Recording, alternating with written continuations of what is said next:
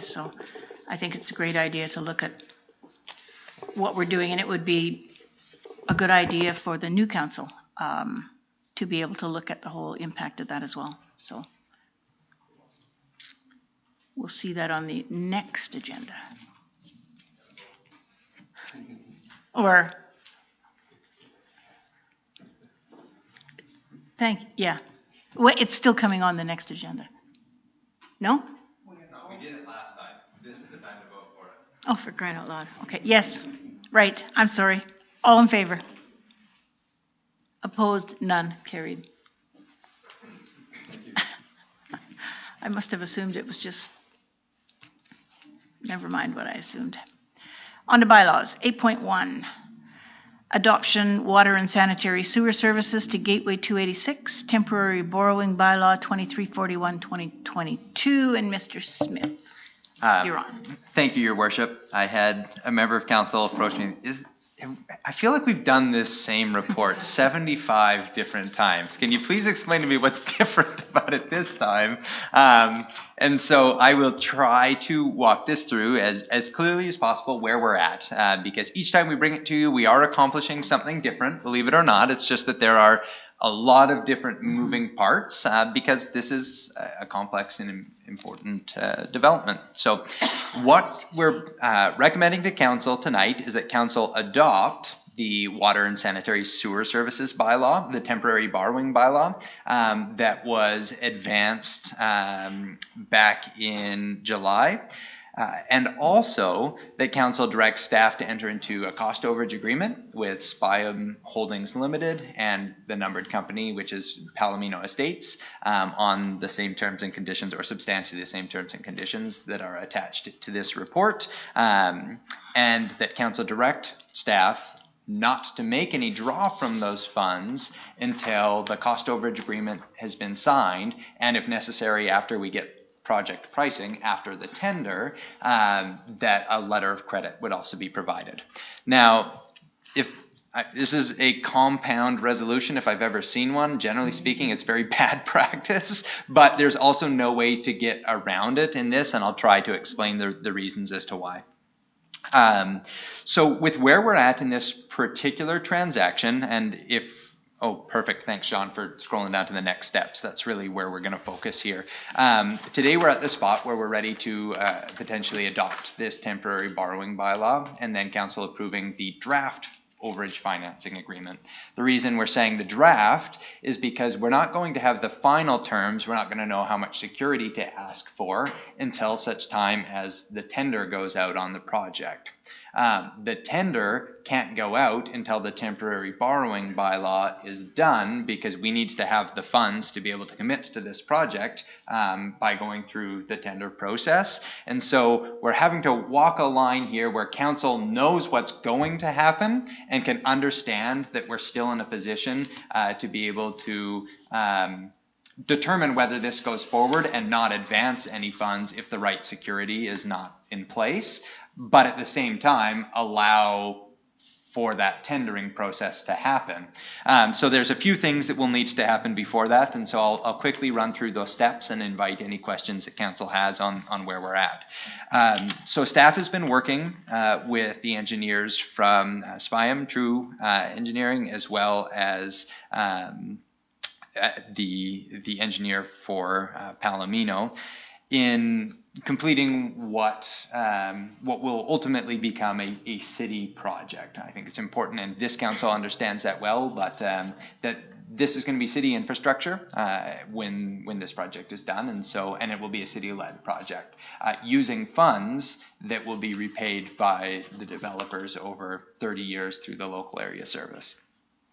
After we complete that project engineering, and we're in the final stages of that now, we will have the engineers complete a Class A cost estimate for this project, so that we're going to have a high degree of certainty as to where this is going to land when it does go out to tender, but also to get a resolution from council to include the project in the financial plan bylaw. So even though this is going to be funded ultimately through the local area service, in order to commence the work, it still has to be in the financial plan. So we need to bring that amendment forward for you to include this project in that bylaw. Largely contemporaneous with that, we're going to need to complete an interest in any rights-of-way necessary to facilitate the project, and so there's two. The first would be from the Lower Nicola Indian Band for the sewer length, which you guys have seen for that, and then the other is running from the water tower or the reservoir. We call this, yeah, it's Southeast Reservoir, but it runs straight south basically to these parcels with a pump station there in order to get water to those sites. And so that right of way would be with Crown. So we've got two where we're advanced in those discussions, but they haven't yet been finalized. And I think that's in part because there's still a few things that need to come together in order to make that happen, including finalization of the engineering itself. As soon as we've got all of those necessary components in place, then we will go to tender on the project. Once we have those tender results back, that's when we would work between the parties to determine whether this is a viable project or not. As council is well aware, there's about 7.5 that has been that's available through the local area service, but if costs come in significantly north of that, I think all the parties will need to do a little bit of soul searching, including council, as to whether this continues to make sense at that point. If it's only marginally over that 7.5, likely we're going to just address this through security, the letter of credit that we've talked about here from both parties. If this is significantly over, any one of the parties has an opportunity to question as to whether we proceed with that. So presuming the parties want to proceed, that we would then complete those overage financing agreements. So before any funds are actually drawn, we would need to make sure that the parties have committed legally to covering the costs of overages and put up that necessary security. And then we would proceed to select the successful proponent on the tender process. So what you will notice with this is there's a lot of stuff happening in a very short time frame, which means that we really are threading the needle with how things need to happen and when, which is why we're hopefully securing from council your authority to proceed with what we've proposed here with these restrictions in place, not to actually draw the funds until the sufficient security is in place. So that's where we are right now. I know that the parties are eager and excited to proceed with this development, and we're working to support as best we can. Happy to take any questions. Thank you. Are there any questions for Mr. Smith?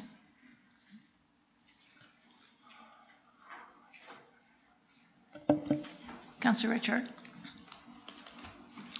My only concern is we adopt this tonight, and then what happens if the new council has an issue with number 5, the resolution to include the project?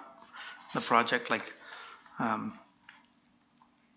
a very good question. If this does not get included in the financial plan bylaw, then we don't have authority to construct the project. It's as simple as that. So I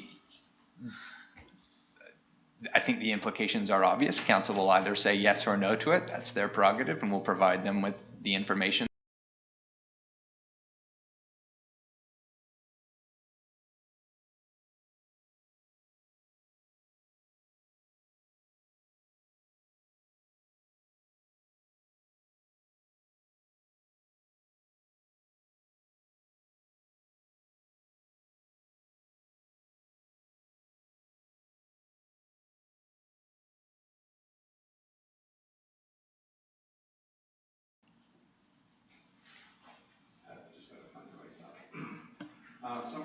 Are you Councillor Luck? Thank you. Somewhere in the document, I saw that there was a 46-42 split on that, and it looked like that the city would be responsible for 12% of the overage. Can you just Yeah. clarify that for me? That was my only one. Fantastic question. Okay, thank you. Yeah, I was So just what, concerned. what we've attached to the agenda is the sample agreement that we would have with SPIAM. Now, council will recall that when they brought forward their local area service petition, they had a split internally between SPIAM and Palomino.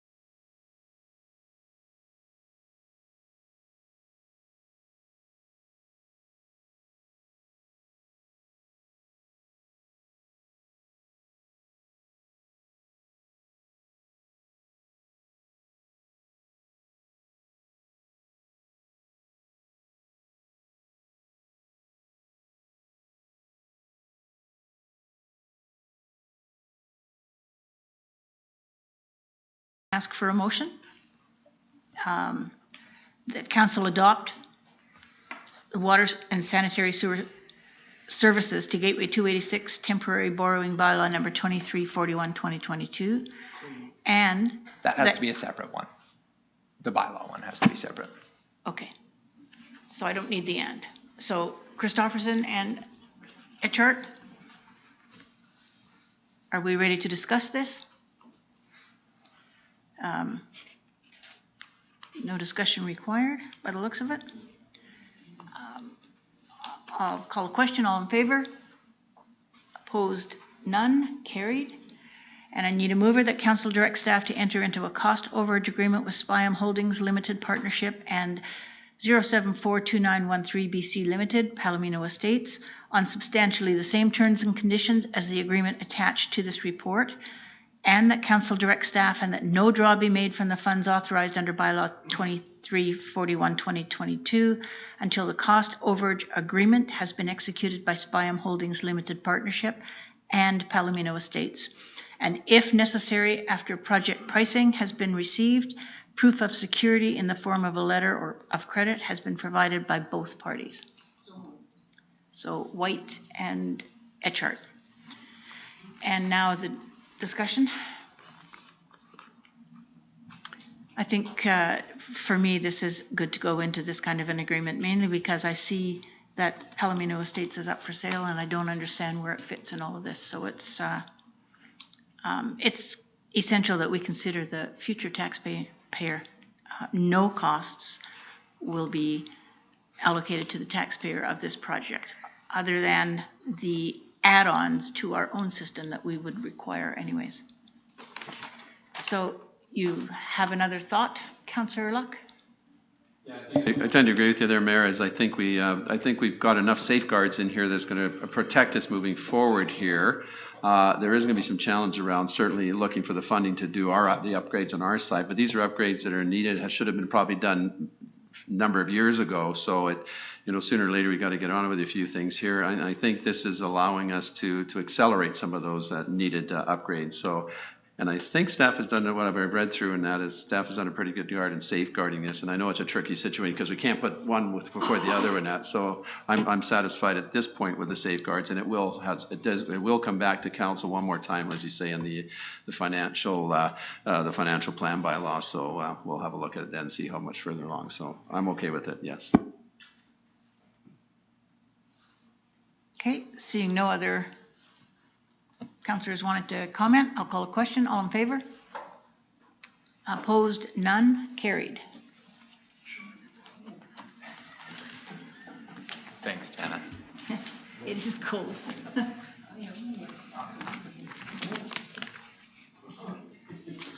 Now we are moving on to bylaws 8.1. We're looking at adoption, water and sanitary sewer services to Gateway 286, temporary borrowing bylaw 2341, 2022. Did we just? Oh, I'm sorry. I thought it looked familiar. I was going to say, I don't recall it being in there. We just did it. Sorry. I'll read the right one. 8.2, amendments to bylaw 2344, road closure bylaw. And Mr. Smith, can you give the staff report? Thank you, Your Worship. At the last council meeting, council brought forward the first 3 readings of this bylaw, and we gave you kind of the heads up at the end of the last one that we were going to go back and have a conversation with the developer, because it may make sense to close that entire portion and allow them to close things at the subdivision stage and dedicate road then, to make sure that you're not locking in a particular alignment that you find out through the development process is not going to be ideal for that particular development. They were very open and amenable to that, and so they have revised their survey plan, which is attached to the bylaw here, to show that that little cutout is no longer omitted from the road closure, and it's the entirety of the portion that would now be closed. So we're proposing that council amend that bylaw to include the corner here, and then instruct staff to provide the necessary public notice before final adoption would come forward. Thank you. Any questions for staff? For Mr. Smith? Okay, and you want 1 or 2 recommendations? Is the "and" this time separate? This one, it's not adoption, so it could be done both. It's not a reading either. Yeah, you could do both. Together, okay. So I need a mover that council amend removal of road dedication bylaw 2344-2022 to read as attached, and that council instruct staff to provide public notice accordingly. Luck and Christofferson. And are there any comments here? Okay, seeing none. This is, I think, just pretty straightforward, just removing that little section to make it easier. So I'm going to call a question. All in favor? Opposed? None? Carried. Thank you. Maybe we can get out of here before 5 hours. Wouldn't that be nice? So there is no 8.3. We'll go on to 9.1. And this is appointment of deputy election officer. Mr. Smith, staff report. Thank you, Your Worship. I'll keep this one simple. Generally speaking, during elections, you set up a chief election officer as well as a deputy chief election officer. We are proposing to appoint Jana Bradshaw, who's here today as the deputy chief election officer. We highly recommend you do so. Can we have are there any questions for staff? No? So I need a mover that council appoint Jana Bradshaw as the deputy chief election officer for the 2022 general local election. Everybody moved it, and Councillor White seconded it. I think it was Fair and White. And does anyone want to voice their concerns or no? Anyone want to speak to this? No? Okay, I'm going to call a question. All in favor? And that is unanimous. Thank you, Jana. Thank you, Ms. Bradshaw. So we'll move on to 9.2. This is the UBCM Community Emergency Preparedness Fund, Disaster Risk Reduction Grant, and Mr. Strang, your staff report on this. Thank you, Mayor. These are in reverse order. Okay, well, we'll start with this one. Sorry, I was doing the other grant first. This particular, just to back up a little bit, we've talked about some of the funding and financing sources that we've been pursuing for the flood mitigation plan, of which we are looking at a total of somewhere in the ballpark of $165 million for both river corridors. There hasn't been a particular plan that has come to light that would cover all of that. The DMAF fund, I guess, of course, has still been on hold. We actually have some meetings that are still happening. There's still some life in that, but nothing concrete on the DMAF plan. So what that leaves us with at this point, until we can find something more concrete, is kind of a patchwork of what grants are out there and what we're able to apply for and apply against certain projects. So we've taken the flood mitigation master plan, which is in draft form but functionally complete, and we have identified a number of priority projects on that particular plan. Priority projects are things like protecting municipal infrastructure to avoid evacuations, and providing some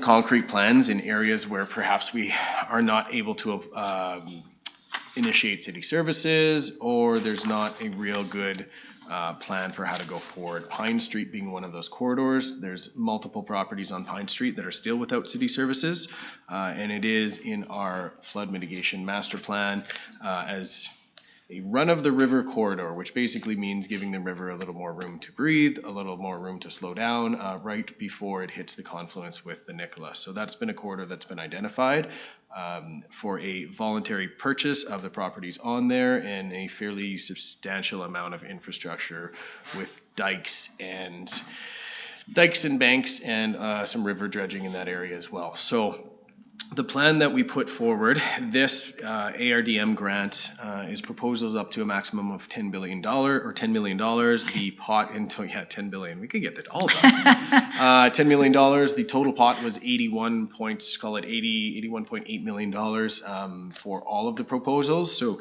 we looked at what we could do. This particular grant was very, very useful because it does allow acquisition of property, which is a very, very rare thing from what we're seeing in grants that are available. And really, this is the only one that allowed for acquisition of property under it if there was associated flood mitigation diking and works with it. So really good grant to apply for. There is a city match on this particular one.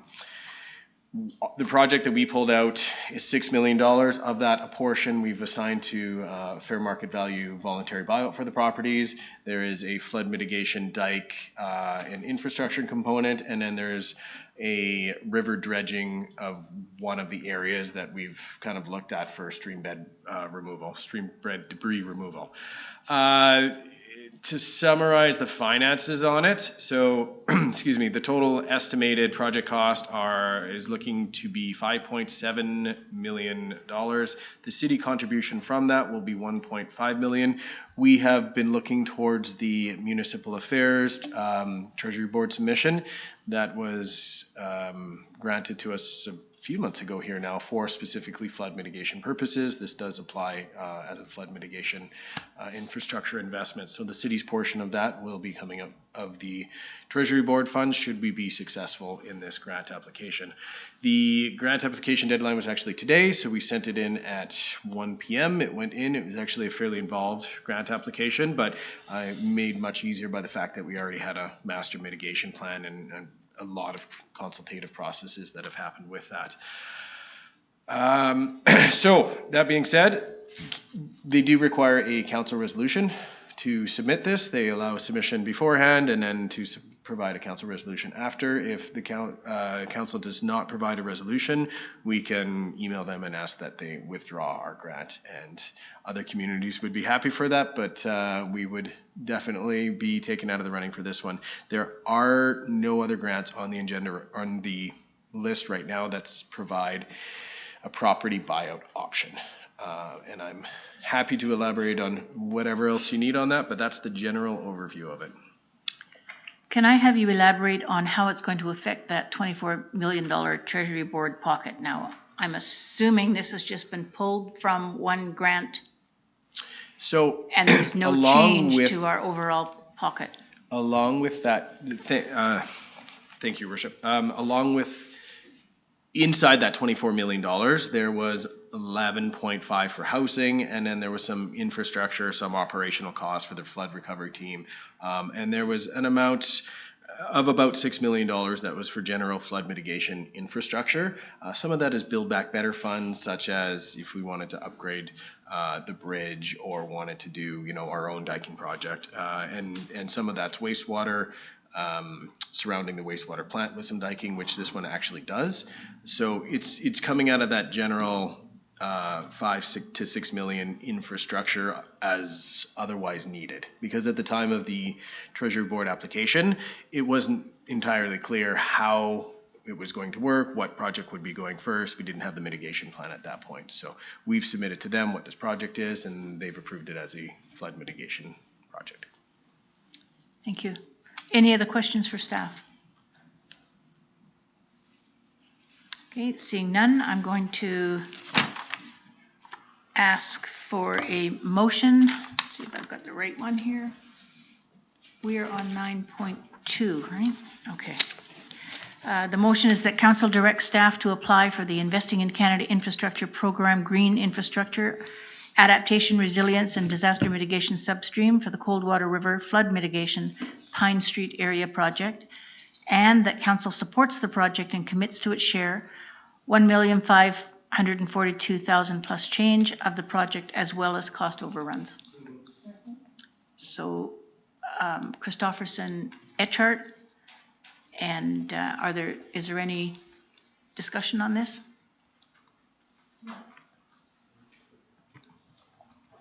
Councillor Etchart. I think it would be a positive if we could announce that council is pushing towards something, especially at the end of our term here. So give people some good update. So that's why I'm in support of that. I mean, what other grant have you heard of where we could even consider a buyout? That's what some people are really hoping for some of those homes that can't be repaired. Thanks. Thank you. Anybody else? Mr. Smith.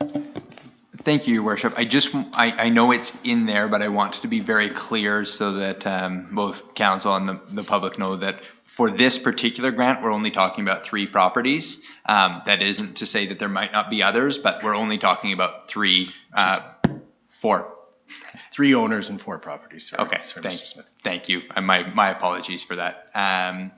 And they have been consulted. The property owners have been consulted and are in agreement with the grant proposal.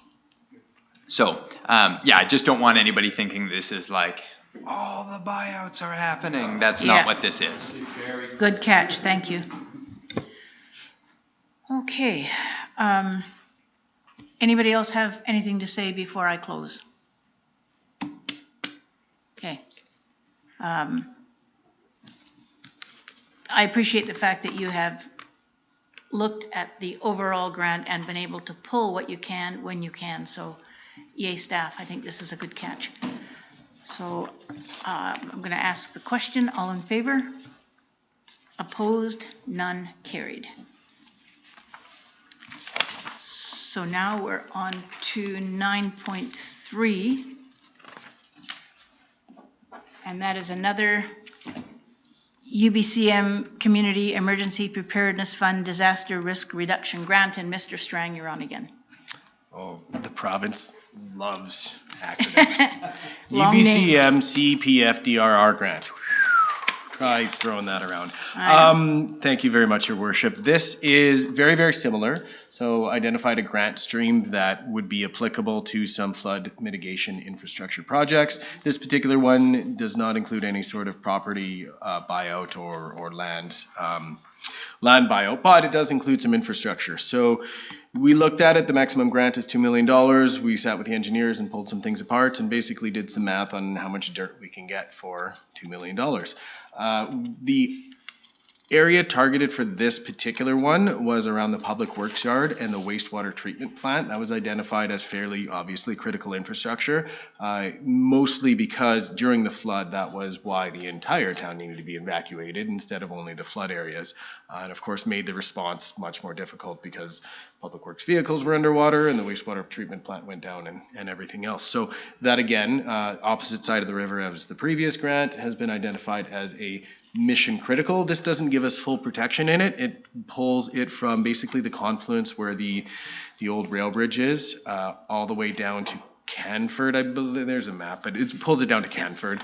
And then there'll be another section that goes from Canford to, the Main Street Bridge to fully or more fully protect that corridor.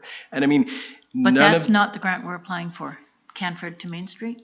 Correct, yes. This grant is from the confluence to Canford. So it's important to know when we're submitting these grants that this isn't a all is protected program. And honestly, it doesn't even fully protect the properties behind the dike on that, because if the water comes where we haven't built a dike, it'll actually kind of hold it in. But at the moment, this is kind of what we have to apply for, is the piecemeal dike by dike. How can we actually make a go of protecting critical areas? So $2 million gets you, I believe this one is 200 meters of dirt, 180 meters of dirt. In that area, there is 0 city contribution funds other than project overages on this one. So the actual number, I believe we had $2,016,000. Yeah. $2,016,701.81. So the city portion of that would be $16,701.89 plus any project overages if they shall occur. That's it. Any questions for staff? Councillor Luck. One question I have is, we're getting these piecemeal grants and everything to do spot repairs and that kind of thing. My concern is, and heaven forbid this happens again, but you gotta be forward thinking and think about it. If there was another flood that came along, these piecemeal pieces, until we put the whole thing together, are they gonna be protected? So we don't, I mean, it's a tough question for probably staff to answer that, but you'd hate to see something come through and destroy, like throw good money after bad kind of thing. Are we building these in such a way that they're gonna be protected should there be another flood that comes through there, and until we have the whole thing put together, the whole place repaired? That's my concern is, yeah. Has just some thought been given to that? Yeah, I'm sure there has, but. Thank you, Councillor Luck, through the mayor. I just want to pull some verbiage out of the first sentence on that one, because it's important to differentiate. This project and the grant before this one are part of the flood mitigation master plan, which is new dike construction. So it's not repair. I just, whenever you hear the word repair, it talks about the existing dikes that have been there. Oh, okay, we do have an existing project, ROC 030, that has some engineers walking the existing dikes right now over the next few weeks here, just as a totally unrelated project update, but they are looking at existing diking and what repairs are needed to existing diking if there's any more shoring up that is required on those. But that is a separate project. These grants do over and above diking beyond what we had before. Now, I'm not an engineer, but certainly you could picture a time when a flood came through and the dike's not totally complete, and certainly I would see that some potential for it to be damaged, for sure. It's not a complete structure until the entire river course is protected, and that's why as soon as these are done, they get passed to somebody else, and we go back and look for the next one to protect the next piece of the water course here, which is, why it's very, very important that the mayor, council, and even senior level staff within the municipality continue to message heavily to the province and the feds that until this project is completed, the town is not safe to the level that we're trying to make it safe to. So it is a very real concern, and it's something that we've thought of, especially tailing this dike off at Canford rather than at the Main Street Bridge. But at the end of the day, protecting the public works yard to some extent to us is significantly better than nothing, and otherwise we'd need another couple million to pull it to Main Street. So very, very good point. I don't have a great answer for that. No, your answer was good. Actually hit on the point where we can't take the foot off the pedal right now. We just got to keep going after the provincial government and everything so we can complete this project in a very timely manner. So that was a good answer. Thank you. And to be clear, we were looking at building a dike over a 4-year period. So it's never going to be completely 100% protective until we have the whole 4 years plan done. Mr. Smith, did you have a comment? I was just going to add, but I think Sean highlighted this well, is that strategically we're stuck. And I think that for your arguing case to how ridiculous it is that we're left right now in this current environment to go chip off $2 million off a $165 million plan, we're going to do everything we can. We're going to do our part.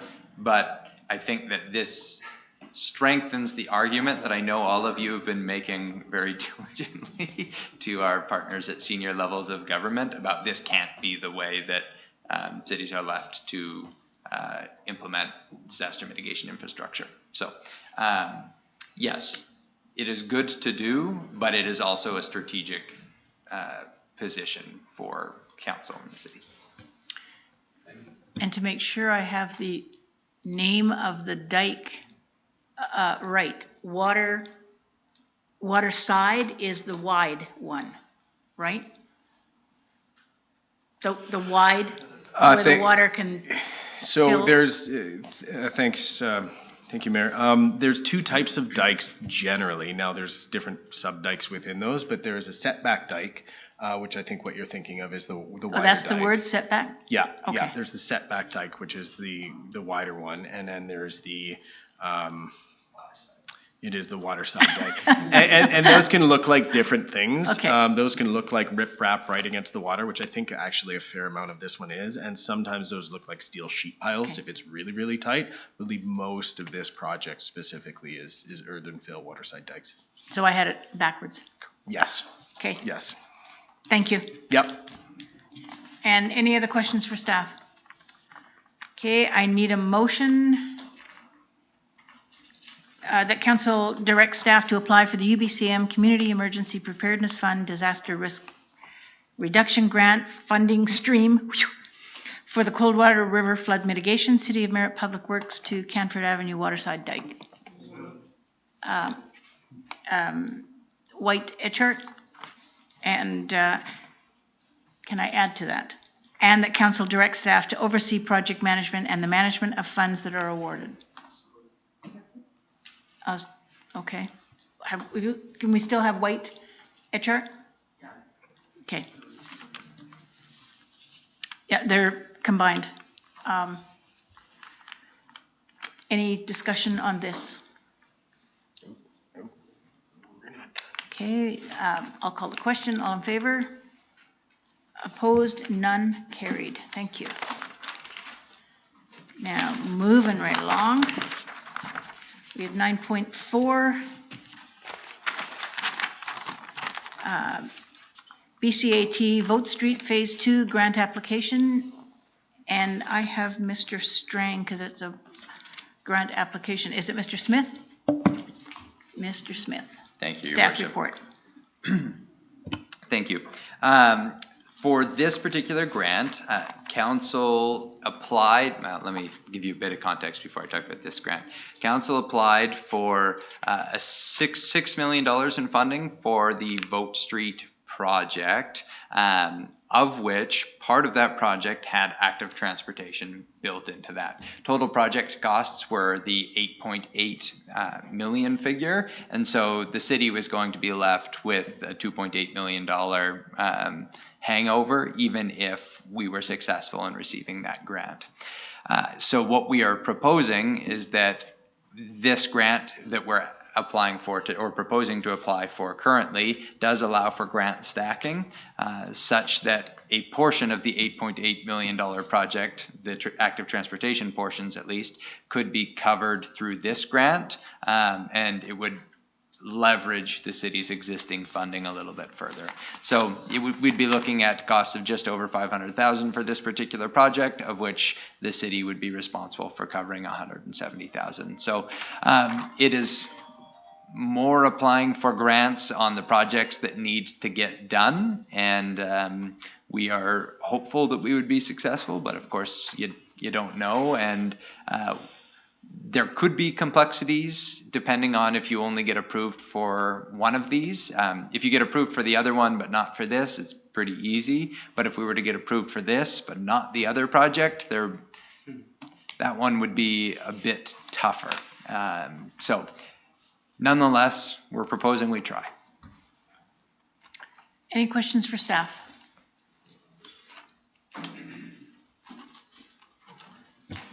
Well, I have one. What happens if we are lucky enough to get it all? Can you manage with consultants to come in and do it all at once? I mean, I know that. Yeah, these elements are already designed as part of the Vote Street Phase 2 project. And so the contractors that are ultimately selected, if we were successful in getting that funding, we would be using a single contractor to do all of the work. I'm asking that because I hear the citizens say, well, you can't do this right now. You should be working on something else, flood related or the floodplain itself or whatever they say. And I just want to make sure that we can do them both. We have to do them both. Yeah, I will say this, I am 100% on board with the flood mitigation projects. I am also 100% on board with getting Vote Street fixed, repaired.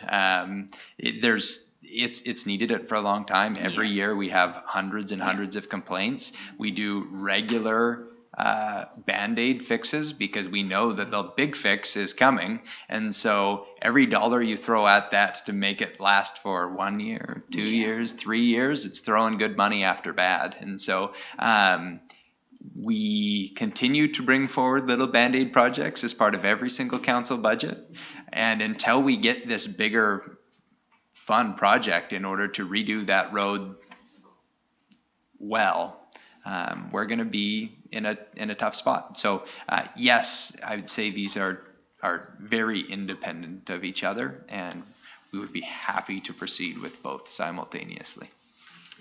That's what I wanted to hear. Thank you. Any other questions for staff? Seeing none, I need a motion that council directs staff to apply for the BC Active Transportation Infrastructure Grant for the active transportation elements of the Boat Street Phase 2 project, and that council supports the project and commits to its share of the project, being 30% of total eligible project costs, totaling $170,000 plus change, as well as cost overruns. Etchart, Christofferson, and then White. Back to this. We've got a mover and seconder. Does anyone want to speak to this?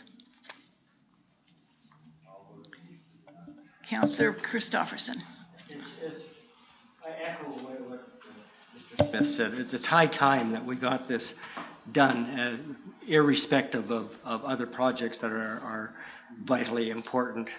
That's a main corridor, and it's hundreds of complaints don't cover it all, I don't think. So I'm glad to see it move forward. But it's getting there. Yeah. Councillor, I'm not sure who, Councillor Etchart, and then White. Yeah, that road's looking a little bit long in the tooth. We had that as a plan to fix up, and then we had to take it out because of the flood. And I mean, we applied for it and didn't get approved in the 2-section piece last year. I mean, what could it hurt? Apply and hope that we can get it done so it doesn't look as bad, especially with our new section of Nicola that we did in our council turn, and then this one section that looks older than dirt. So anyway, yeah, let's try. At least if we get turned down, we can say we tried our best. Thanks. Councillor White. I definitely think it is something that has to happen. It really is amazing how many people let you know about their cars falling apart from the top of the hill to the bottom. Yeah, so I think it's been there was a lot of disappointment, I think, when the first half was done, and then we had to tell the public the second half couldn't be done, and there was a lot of disappointment in that area. So I think it's something that really needs to be on the map as a priority. Thanks. And I would hope that we've been telling them it couldn't be done that year, but it will. It's still on the docket. We just need the funds. Seeing no other councillors wanting to speak, I'm going to ask the question. All in favor? Opposed? None? Carried. And now we have 9.5 recovery team update. Mr. Selecki, the floor is yours. Thank you, Your Worship. Just 2 quick good news updates, I think. One related to the mobile home RFP, and then also the Thank Your Neighbor Day. So what we have to start off with, the RFP is slated to be announced. The successful bidder will be slated to be announced this Friday. And what we have put in place for that, as far as the different areas, the different groups that have been told about this as far as their prioritization goes, will be flood-affected homeowners first. And if need be, we would go to flood-affected renters. There's a criteria and a form that they've filled out, and it allows us to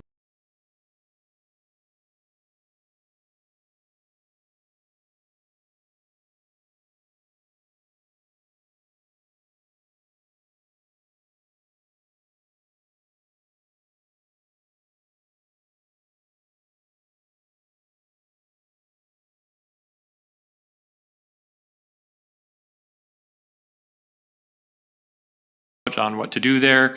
We're going to have food and beverages as well as some music. It'll be in conjunction with the home-based business fair, home show that'll be going on in Atrium 1 and 2. We'll have the Rotary Club involved, Samaritan's Purse, as well as Salvation Army. The idea is to come to a gallery that will showcase some artwork, some photographs, and really focus on the positive aspect of how this community all came together during the flood. Share some stories, have some snacks, and thank your neighbor and everybody else that was involved. And this is a one-day event? That's correct. We might do a bit of a lead up of the days beforehand as we ask citizens and staff to provide some of their good news stories, videos, clips, photographs, artwork, and they can provide that directly to City Hall, the communications staff, and that will be shown already a couple days beforehand, so the Thursday, Friday leading up to the Saturday in the Civic Center as well. And the timeline on the mobile home park? Yes, so the earliest we can get some in would be starting in November, but this will run through the spring next year. Are we talking beginning of November? Do we know yet, Mr. Smith? Pardon me? Yeah. Just on this one here, the